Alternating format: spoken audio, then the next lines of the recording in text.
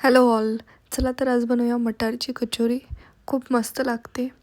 चला तर मग बनवूया. सगळ्यात आधी मी मैदा घेतला आहे, त्यात ओवा टाकला आहे, मीठ टाकलं आहे आणि थोडंसं तेल टाकलं आहे. त्यांना नीट मिक्स करायचं आहे. त्याच्यानंतर पाणी ॲड करायचं आहे आणि त्याचा एक मस्त डो लावायचा आहे. त्या डोला नंतर आपण रेस्ट करायला ठेवू. त्याच्या आधी मसाला बनवू. जिरं, बडीशोप आणि धना आणि मिरची घेतले, त्याचा मसाला तयार केला आणि त्याच्यानंतर मी वाटाणे आणि मिरची घेतले. या मिक्सरमध्ये टाकलं पण मला जमलंच नाही.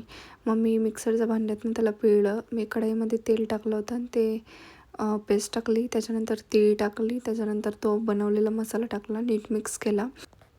त्याच्यानंतर त्या डोचे मी छोटे छोटे पेढे बनवले आणि त्यात तो मसाला टाकला आणि त्याचे असं गोल गोल करून कचोरी बनवली आणि त्याला गरम तेलामध्ये टाकलं.